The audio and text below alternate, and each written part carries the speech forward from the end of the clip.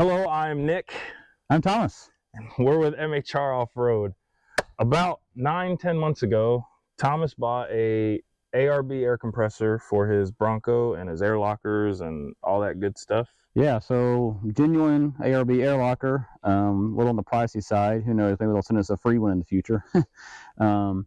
Took probably maybe a day to install. Just went real slow with it. I've used it multiple times to fill up tires and to use my ARB air locker that I installed around the same time. So highly recommend. Awesome product. We went on a camping trip and it was so convenient to air up the tires with it, and I was lacking in an air compressor for my Cherokee anyway, but I'm poor, so I didn't want to spend the money Thomas spent, so I did some digging and researching, and Amazon sells almost an identical one. Looks the same, feels the same. Made a video, I'll put that in the description. We talked about doing a comparison. We've put it off for a long time. I've been real busy, so now we're finally out here riding around at our local WMA. It's been raining, it's muddy, and we thought, what better time to stop and do it now.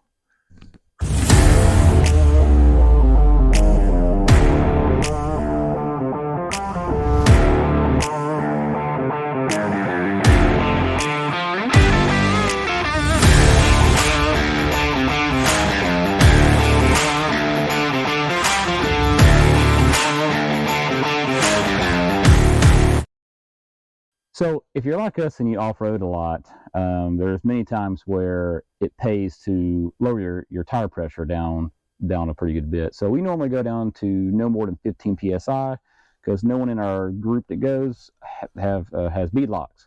So if we run any lower, that could risk pop the tire off the bead. That's a whole other animal in itself.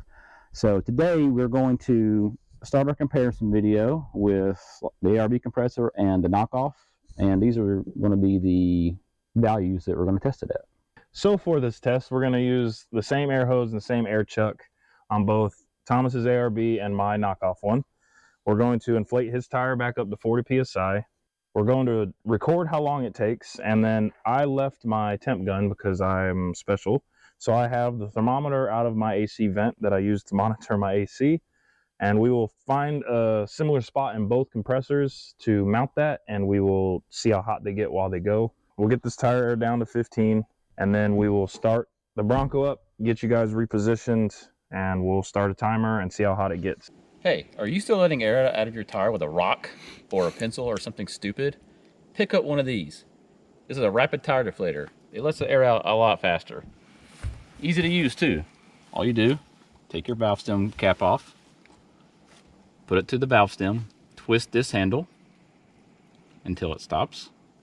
Then push in your coil remover, lefty-loosey, pull its collar, and it goes really fast. And that, kids, is how you remove the air out of a tire quickly. All right, so we got it aired down to 15 psi. These air compressors, from the outside, they look completely identical, almost down to the wiring harness, the casing, the clamps, the air filter, all of it. The only noticeable difference is mine didn't come with the actual quick disconnect chuck. I actually had to purchase mine, and I purchased the ARB one because I like Thomas's and those were easier to find. So we're gonna run it nonstop from 15 to 40. I'm gonna record that time on Thomas's phone. As soon as he hits 40, he'll give me the green light. I'll stop this. Because I don't have a temperature gun, I'm gonna hold this thermometer to the fins, and I'm gonna hold it there for a minute and see how high this gets. And if that's an accurate reading, that'll be a constant comparison I can do between the two and see what they get up to temperature wise. So Thomas is gonna start it, and then we'll get that going.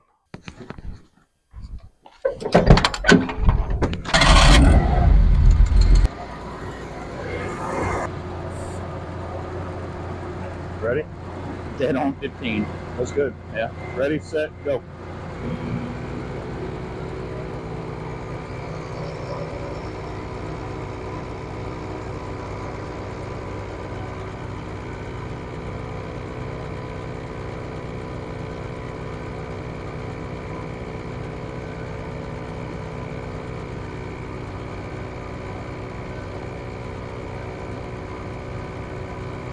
So another thing we can note is Thomas's air compressor, the ARB, is putting out around 36.6 PSI.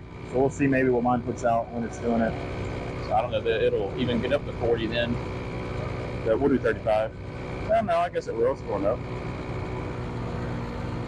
22. Yep. You're at 45 seconds and you're at 22 PSI. I mean, 40 is a big haul.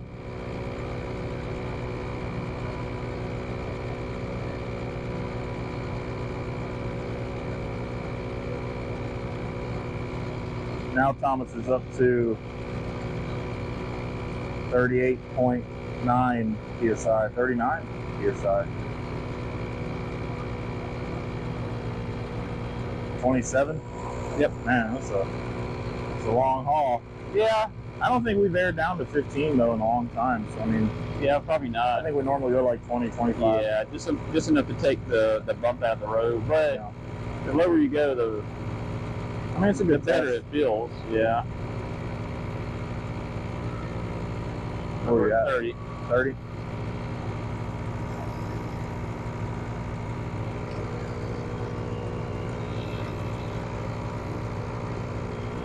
You're at 32. Almost 33 PSI.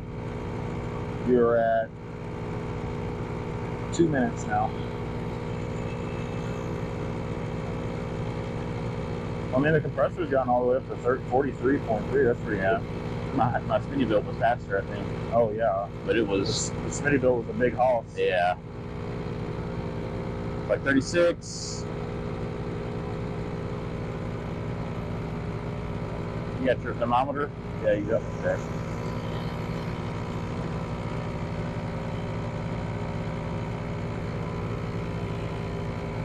$38.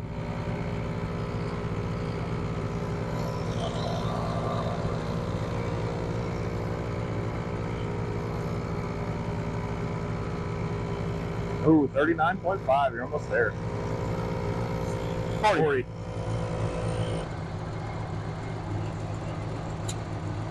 I don't think this is going to be a really good reading with this. I mean, it's going up, but it's just real slow. Yeah. I bet they're going to be close to the same on time. For me, I think the big difference will be like longevity, you know, Oh, yeah. which I mean, yours could last longer. I don't know. So that was a minute. I don't believe the accuracy of this, but so we're at 2 minutes, 49 seconds, 0.51, and it got up to about 90 degrees off of the thermometer. So now we will air this back down. Then we will hook up to my Cherokee. I'll start the Cherokee. We'll do the same test, but with the Cherokee instead of Thomas's Bronco.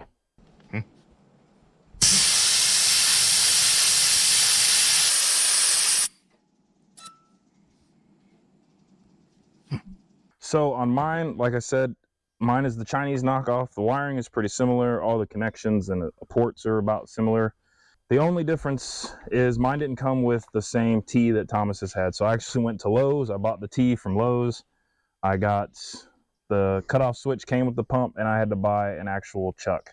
I bought the ARB one because I liked the way Thomas's was.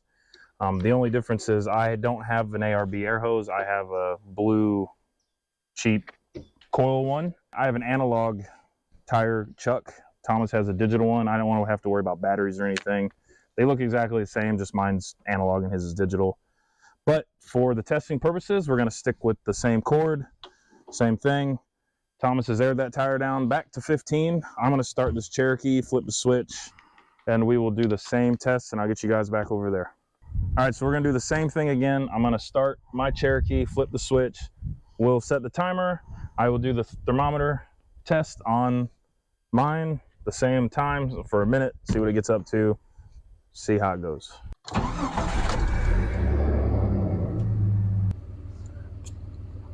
Ready? 15 PSI right on the dot. All right, ready, set, go. I'm so nervous.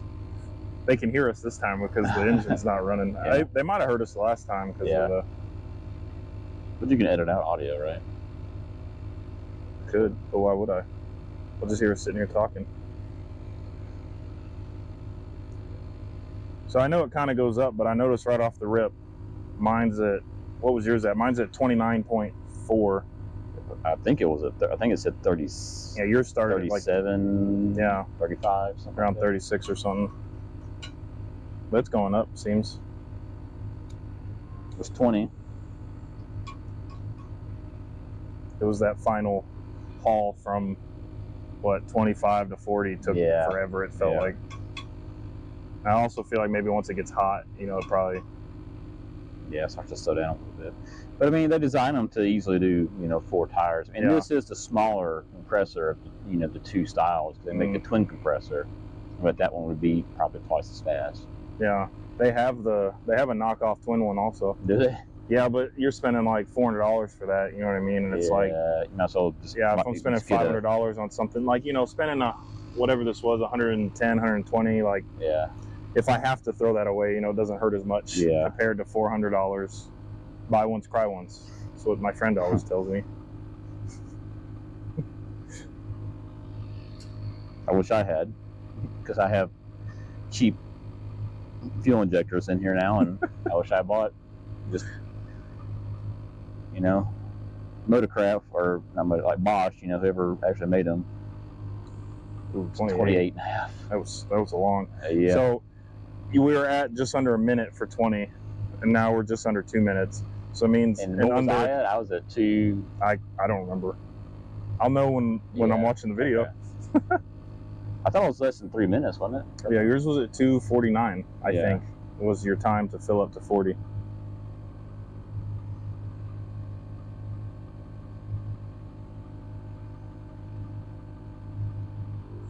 Mm. 31. I think you're gonna win. Yes, that justifies it costing twice as much. I say 10 seconds from. How much was yours? Do you remember off the top of your head? I think it was. No, I think it was. I don't think it was over 300.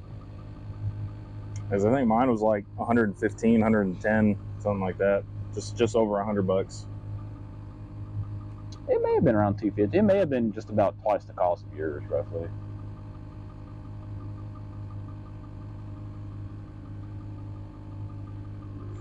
It's 36.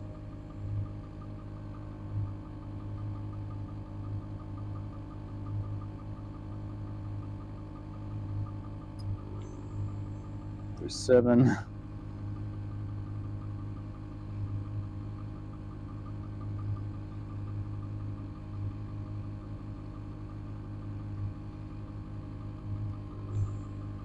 $38.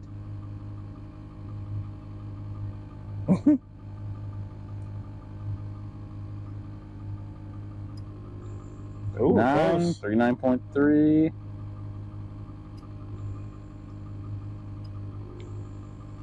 $40. I'm just gonna hold it in the same spot that I held yours for 1 minute and see what it gets up to. Okay, we're coming up on a minute. I know all the results. I can't wait to hear them, to see if my purchase was justified. All right, so filling them both up from 15 psi back up to 40. You were at 2 minutes and 49 seconds, I think. Yeah, we'll put the exact time up here somewhere. And what do you think mine did? I'm gonna say close to 4 minutes.